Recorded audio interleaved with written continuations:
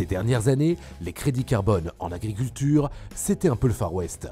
Une ruée de nouveaux acteurs sur le marché, un foisonnement d'initiatives et de certifications, bref, il était difficile parfois de s'y retrouver. Peut-on attendre plus de lisibilité sur ce début d'année 2024 ? Nous sommes allés en parler directement avec Anaël Bibard, cofondateur et président de FarmLeap. Aujourd'hui, on voit que ces freins réglementaires entre SBTI, la réglementation extra-européenne, la réglementation européenne et la réglementation nationale, qui n'étaient pas forcément alignés, on voit qu'il y a des initiatives pour faire converger. Et donc on voit que ces freins, progressivement, sont en train de se lever.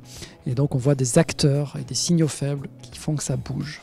Intéressant, le marché pourrait donc suivre une nouvelle dynamique.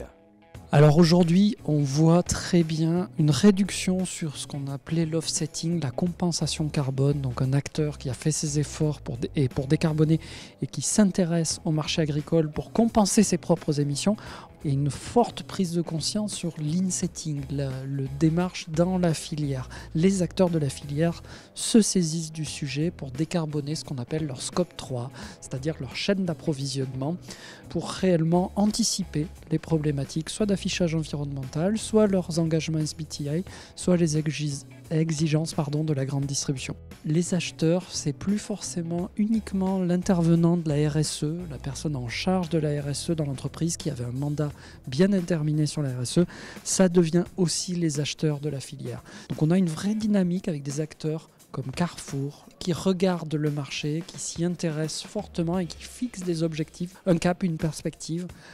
Donc on voit qu'il y a une tendance en 2023 et fortement en 2024 pour l'action sur ce marché. Cette nouvelle année s'annonce donc passionnante pour le marché du carbone. Et ça tombe bien, nous allons suivre tout cela de très près avec la reprise de notre rubrique Carbon Farming.